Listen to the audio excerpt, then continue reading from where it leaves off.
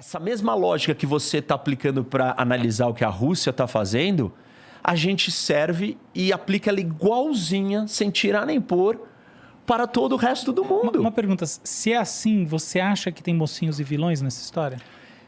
Dentro da visão realista, a gente não precisa ainda trazer a questão moral.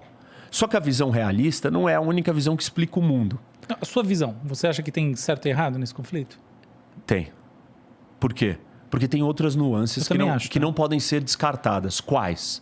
Primeiro, existe uma regra, uma lei nas relações internacionais. Talvez a única lei que pare de pé. Os teóricos de relações internacionais viram e falam assim, se tem uma coisa que sustenta o mundo é democracias não entram em guerra com outras democracias. E aí, essa corrida de medo racional, de dilema da segurança, de corrida armamentista, simétrica, que eu descrevi para um lado de cá e que você trouxe do lado de lá, e que são iguais, com democracias elas não existem. Porque isso daí era uma sensação que eu tinha, porque assim, estamos em 2022, cara. Porra, em 2022 a gente está falando de guerra, parece que a sensação é que a sociedade não evoluiu, a humanidade não evoluiu o suficiente para ainda ter esse tipo de problema. Tem gente que acha que a guerra é uma questão, um fruto, um resultado de um problema cultural. Ou seja, como várias coisas deixaram de existir. Por exemplo, duelo. Lembra que a gente resolveu o problema no duelo, né? Armado. Virava, andava e atirava um no outro. Isso não existe mais, isso saiu de moda. Isso é completamente... Então tem gente que acredita que a guerra pode virar isso. Só que, se você não tiver os elementos colocados, você não constrói a confiança. Você não elimina esse dilema da segurança, da corrida armamentista, do medo do meu vizinho vir tirar o que ele quer de mim. Como que você precisa resolver isso? Você precisa criar leis. E aí a gente vai entrar num outro problema gigante. Como é que você vai criar leis para o mundo? Não existe. Por quê? Primeiro, não existe autoridade competente para fazer isso. Depois, nós vivemos numa torre de Babel, literalmente. E eu presenciei isso na prática. Eu trabalhei na ONU, no Conselho de Segurança. E ali você tem todos, 193 países do mundo juntos. Cada um falando uma língua. A reunião do Conselho de Segurança, que é o órgão mais importante que cuida da guerra e da paz no mundo, você tem os 5 países permanentes e 10 outros rotativos. E numa Quais são mesa, os 5 permanentes? Desculpa. São os 5 que são autorizados a terem bombas atômicas. Que é Reino Unido, França, Rússia, China e Estados Unidos. Esses países são especiais. Esses aí, eles são autorizados, não quer dizer que os outros países também não metam ao louco de ter bomba atômica também. Os outros têm, mas eles estão violando ou não assinaram o tratado internacional. Existe um tratado que chama Tratado de Não Proliferação de Armas Nucleares. Esse tratado trata 5 países como especiais. Eles são diferenciados. Quem são? Os garantidores da paz do mundo. Os 5 permanentes do Conselho de Segurança. A Rússia tá lá. Tá lá. E ela tem o direito de ter a bomba e tem o direito do veto. Mas voltando para a nossa reunião do Conselho. E aí, assim, o diplomata russo, ele senta lá e faz um discurso. Em que língua que ele faz o discurso dele? Em russo. Em russo. O diplomata francês tá ouvindo por uma ele falando em russo e na outra ele tá com um fone de ouvido com a tradução simultânea para ele entender. Imagina essa conversa e cada hora um fala. É uma verdadeira Torre de Babel. E assim, eu tô falando do idioma, mas você imagina as diferenças de costumes, de valores, claro. Agora... o papel da mulher, o papel da criança, educação, alimentação, tipo, gado é sagrado na Índia, aqui a gente come muita carne. Imagina você sentar e falar assim, tá bom, agora vamos fazer regra pra gente conviver todo mundo junto. Jamais, nós não estamos nem perto disso. Claro. Eu queria explorar um ponto com você. Você colocou o seguinte... o princípio de que uma democracia não ataca outra democracia, que é um princípio muito claro Eu acho assim que eu nem falei disso, mas esse é um ponto que a gente tem que expandir. Exatamente. O que eu queria trazer dentro desse ponto é o seguinte: como pensar essa situação quando dentro de uma democracia você tem uma parte do país que não se identifica com o resto do país e eventualmente se identifica com outro país? Porque uma das discussões iniciais nesse caso sobretudo você pensar em Crimeia e Donbás e tal, mas sobretudo Crimeia, é que dentro da Ucrânia há uma parte da população que não se identifica como ucraniana, dada a história da região. E esse é, no final das contas, um dos argumentos usados internamente na própria Rússia para a manutenção da moral, né, desse conflito, enfim, que obviamente tem outra pegada na prática, né, do ponto de vista do que está acontecendo e dos propósitos do Kremlin, que a gente sabe muito bem. Óbvio que eu estou alinhado com você, óbvio que eu acho isso tremenda de uma violência internacional, não tenho nem dúvida disso, uma coisa gravíssima que está acontecendo, é um ataque da Rússia sobre a Ucrânia, para mim assim, não tem meias palavras, mas esse é um argumento muito forte. Como é que você responde a esse argumento? Então, esse é um problema porque isso tem a ver com as identidades das pessoas. Exatamente. Então, assim, antes da gente ter o Estado-nação, o que a gente tinha? A gente tinha império, tinha reinados, tinha tribos. E por que o Estado-nação é um avanço para a humanidade?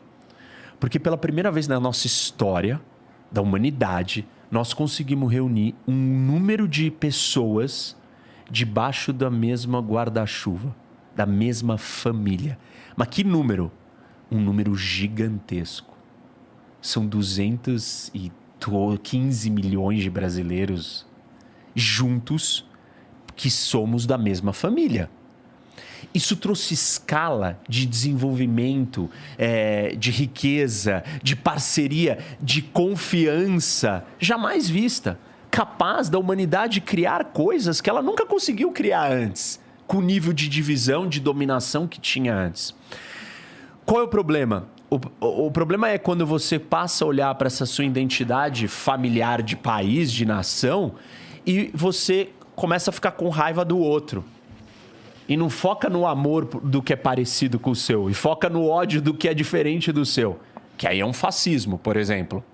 E o outro problema é quando você olha e fala assim, eu não faço parte dessa família. Eu quero me separar dela. Tem muita gente que quer se separar no mundo. E aí você fala assim, mas eles não deveriam poder se separar?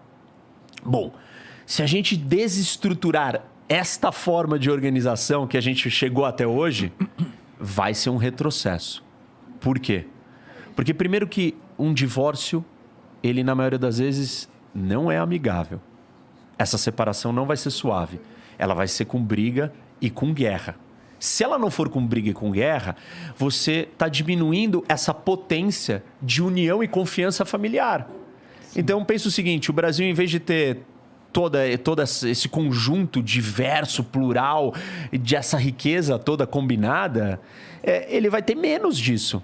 É que o Brasil é um país que tem uma distribuição que é diferente, por exemplo, no caso da Ucrânia, em que você tem regiões, as regiões mais separatistas, que efetivamente têm, do ponto de vista identificatório, de língua e tudo mais... Com a Rússia. Uma associação muito maior com a Rússia. E esse é o argumento difícil, na minha visão, de que a gente tem que trabalhar e responder muito claramente, com muita precisão, porque é como se fosse o nosso calcanhar de Aquiles. Nossa, assim, eu claramente acho essa invasão uma barbárie. Isso aqui é um argumento que a gente tem que responder. A pergunta que eu vou dizer para você é o seguinte, responder isso daí. Todo mundo que disser que quer se separar, nós vamos deixar? Não, mas o problema é que você tem países que têm distribuições étnicas e culturais que não são homogêneas. Então, a questão aqui não é sobre qualquer país, é sobre como a gente olha para um conflito que envolve regiões que são em si separatistas, que tem pessoas que estão, antes de mais nada, lutando para isso e que efetivamente, no final das contas, se tornam joguetes, no caso do Kremlin, para argumentar que a invasão é legítima. Como é que a gente responde a isso? Não tem um argumento moral de defesa disso, mas tem um argumento de funcionamento lógico. Qual que é o funcionamento lógico? A gente estabeleceu uma ordem. E tem que ter uma regra para a gente conviver. A gente não pode quebrar essa regra. A gente não pode, por exemplo, acabar com o Estado-nação. Por quê? É caos. A gente vai voltar para o império. Se não é Estado-nação, é o quê? É império. É reinado. E aí, como é que é? Então a Rússia fala assim, não, tem uma galera aqui E tem, né?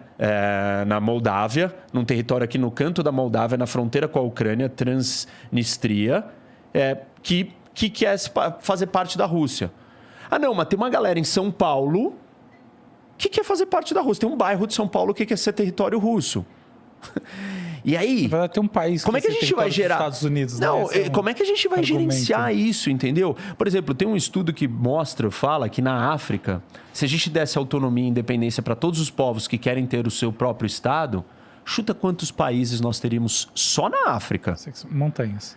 Mais de 3.500 países. Só na África, só para vocês terem uma ideia. Tem 193 reconhecidos. Um ponto muito bom. A grande questão, do meu ponto de vista, desse argumento de que, olha, existe uma legitimidade separatista e que, em última análise, é uma legitimidade do apoio, por assim dizer, e da guerra, né, como, pelo menos do ponto de vista daquilo que o Putin está publicizando dentro da Rússia, é que, no final das contas, a identidade da Ucrânia como país é absolutamente fundamental para que a Ucrânia como um todo consiga realizar suas políticas internas, consiga ter suas relações internacionais estáveis e tudo mais. Então a gente não pode assumir que porque existe uma parte da Ucrânia que quer se tornar independente, que é legítimo um país externo entrar e se meter nesse conflito. Esse é um problema, esse é um primeiro ponto. E aí, até que ponto o ucraniano não foi instigado, alimentado, armado e foi usado como uma marionete do projeto do Putin e da Rússia para fazer isso. Que serve os interesses de segurança, os interesses expansionistas de recriação do Império Soviético dele, entendeu? Que assim, quando eu falei aqui dos estados do realismo, eu falei de movimentos de Estado. Mas a gente não pode descartar a posição do líder.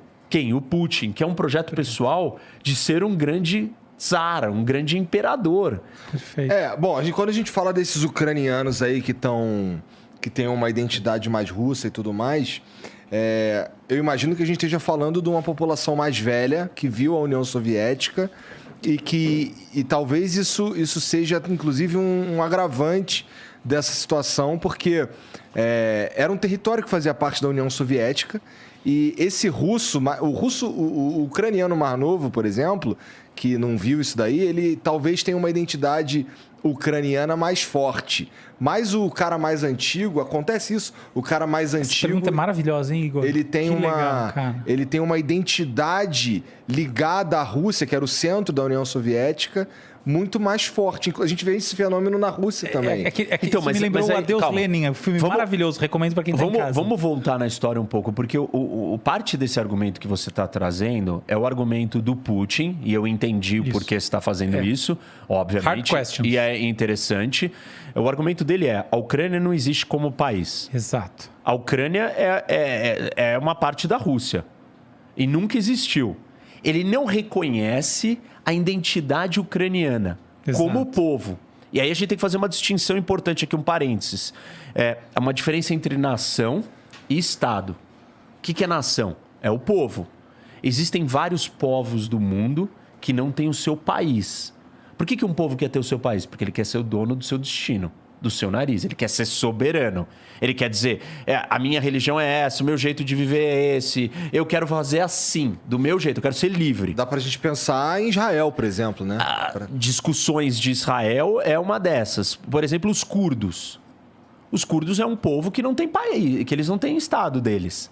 Mas é uma nação diferente da nação síria, da nação turca, da nação iraquiana, do povo iraquiano. Ele é o povo curdo. Ele tem estado? Não. O que o Putin está dizendo?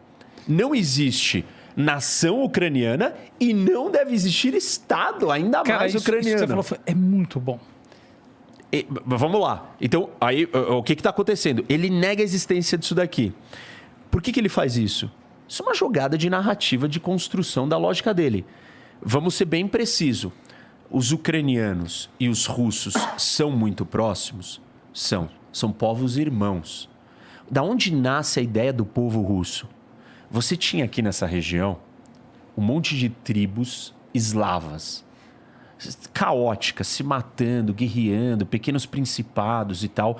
Aí vem um cara, né, um reinado, um príncipe daqui, da Escandinávia, da Finlândia, um viking, E ele para aqui. Aqui, um pouco nessa região aqui, por aqui. E aí todas essas tribos eslavas, elas falam assim, ele vai ser o nosso líder. Porque ele vai trazer paz para nós, ele vai nos governar. Esse cara, ou esse povo que chega, é chamado de Rus. Os Rus, que é os antecessores da ideia do russo. Eram os russos de Kiev. Então, o primeiro russo, originalmente, como identidade de nação, ele é ucraniano. Você que está em casa, hein? Essa história é fantástica. Ele é ucraniano, ele não é russo. E aí, o que começa a acontecer? Eles começam a expandir, a conquistar vários outros principados, tal, traz ordem, prosperidade, começam a descer aqui, começam a ter comércio com essa região do Mar Negro, chegam até aqui, Istambul, na Turquia, aqui está o Império Bizantino. Dali eles pegam o cristianismo ortodoxo, levam... Os padres, monges que levam um idioma novo para ensinar a Bíblia para eles e começa a tomar forma um novo povo aqui, com uma religião própria, com uma língua própria, que é uma mistura entre eslavos e vikings, entre escandinavos e eslavos. E esse povo é o povo russo. Aí chegam os mongóis, invadem isso daqui, destroem tudo, dominam tudo. E esses russos que estão espalhados por esses lugares, Bielorrússia, Ucrânia e um pouco da Rússia, estão subjugados. Começa a surgir um outro príncipe, um príncipe de Moscou, de Moscov, que é um russo daquele mesmo lugar, né, dessa região. E ele vira e fala assim, eu vou desafiar esses mongóis. E ele desafia e ganha. E aí nasce... o povo russo, o Principado de Moscov. Aí é o nascimento da Rússia. E aí o Putin está dizendo o seguinte... Que já é subsequente ao russo da Ucrânia. Depois, é posterior. Exato. Só que aí a Ucrânia desenvolve... tem uma história de 1000 anos de identidade própria, de 1000 anos construindo a sua história. Foi dominada pelo Império Polonês, foi dominado pelo Império da Lituânia... é dominado posteriormente pelo Império Russo, depois pelos soviéticos, é invadido pela Alemanha. Então, assim, esse povo sempre existiu, ponto. Quando que o Estado existiu? Um período muito breve, em 1917, ele existe por um período breve até o Império Russo ir lá e conquistar. E depois é a União Soviética conquistando. E aí você fala assim, da onde vieram esses russos? Parte desses russos que falam que querem ser daqui, eles não eram daqui. Eles eram da onde? Eles eram da Rússia, que vieram para cá.